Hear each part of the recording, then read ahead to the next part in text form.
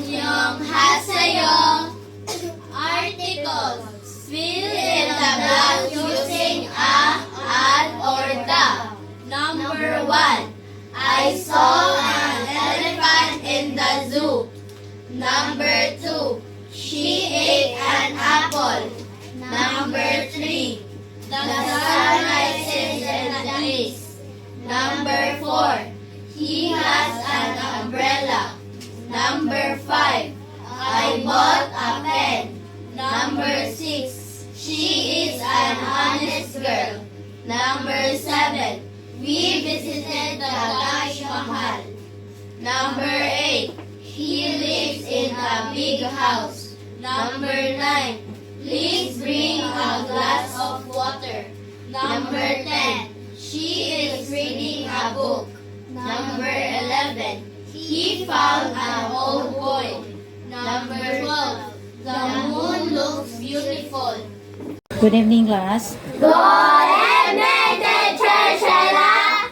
Okay, our topic for this week is about the story of The dog and the donkey. everybody read. Once upon a time, there lived a washerman in the town. He had two pets, a dog and a donkey. The dog used to keep watch on his house the whole day long.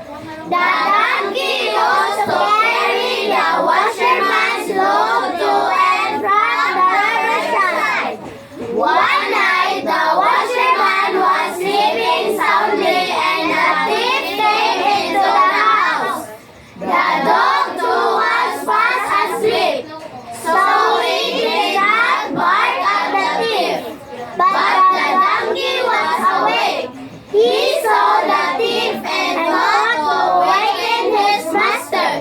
So he began to bray loudly. The thief ran away in fear. On listening the braying of the donkey, the washerman could not sleep. He came out and could not understand why he was braying. To make him quiet, he started beating the donkey with a stick. But the washerman's house was safe. Okay, I translate in Bisaya. So, kaniyan to adunay nagpuyo nga tiglaba. Washerman, tiglaba sa lungsod. Siya adunay duha ka binuhi, usa ka iro ug usa ka asno. Unsang asno? Dog. Donkey. Ang iro kanunay nga magbantay sa iyang balay sa tibuok adlaw. Ang asno maoy nagdala sa luwan sa tiglaba paingon sa gikan. Kumbaga siya mo'y tigda sa labhonon. Labhonon pagpadung didto og pag pauli. So usa ka gabi ang manglaba na nahinanok sa pagkatulog ug usa ka kawatan ang isulod sa balay. Ang iro usab nahinanok sa pagkatulog. Busa wala siya mutingog sa kawatan. Bawa siya ning paghot kay lami kaya ha patulog. Apan nagmata ang asno. Kinsay nagmata? Donkey! Nakita niya ang kawatan og naghuna-huna nga pukawon ang iyang agalon. Kumbaga kani si washer man niyang amo. Busa misugod siya pag bakho. Kumbaga nagilak siya or nagsaba-saba siya. Sa kahadlok sa pamati sa singgit sa asno, ang tiglaba dili makatulog kay gisabaan na siya, so di siya katulog. Migawa siya og wala siya makasabot kung nganong naghilak siya. Nganong naghilak kuno ang asno. Aron mamae siya gisud aron mahilom siya iya unsay gibuhat niya sa asno, iya kaning gibunalan ang asno gamit ang Stick! o lipak sa Bisaya. Apan maski pag niya tong ikuan sa iyang gibuhat ko mo siya kasabot ngano man nga ang asno kuno nagsaba-saba kay kuan ba yan? Ano ba siya iro? Expect siya nga iro, dyan makabantay sa kawatan. So, nabaliktad. So, unsa yung gibuhat sa asno, kay nagsaba-saba man, iya ang gibunalan og lipa. Pero, maski sa iyang gibuhat, na save sad ang iyaang or naluwas ang balay sa tiglaba. So, ani ni siya. Ang kiniyang kuan,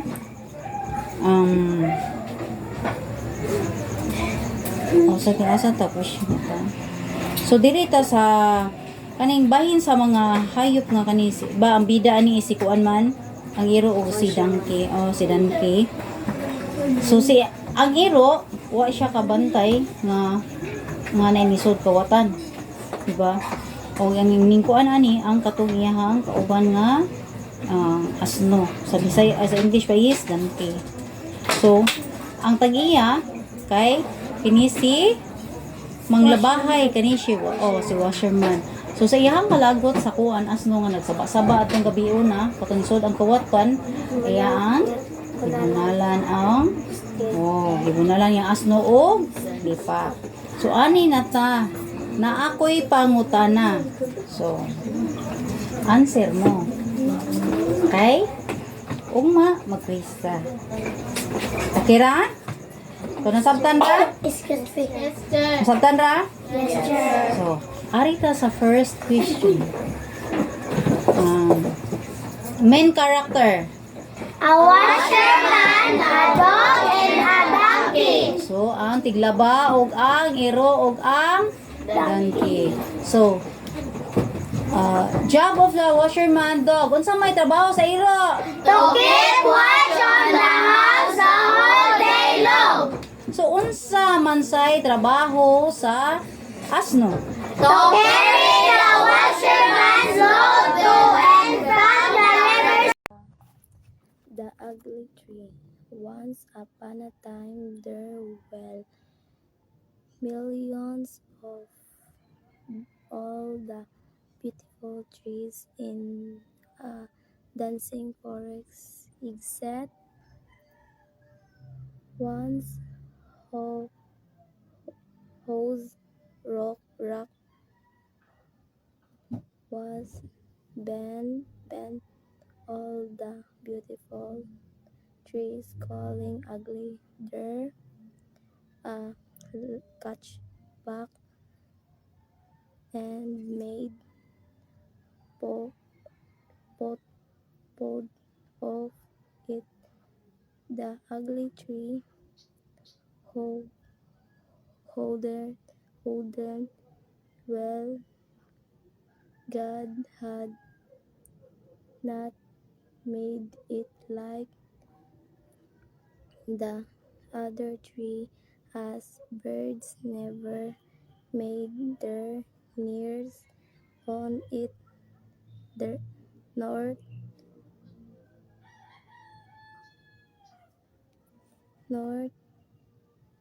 had nor could it give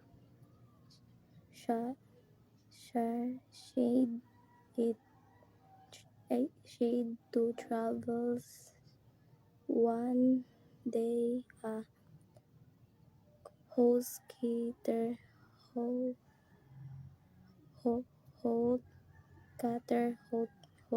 cutter same said the tree is built.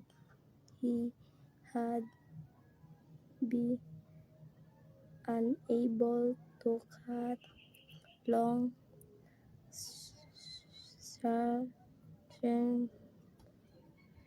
longs from it as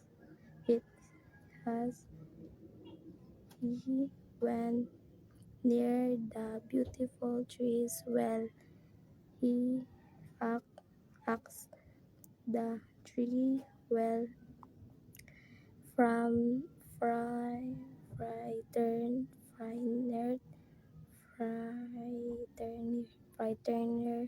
one by one. He cut down all those trees. the ugly tree. Thank God for not making it beautiful. Moral: be happy when God has give you. Samida.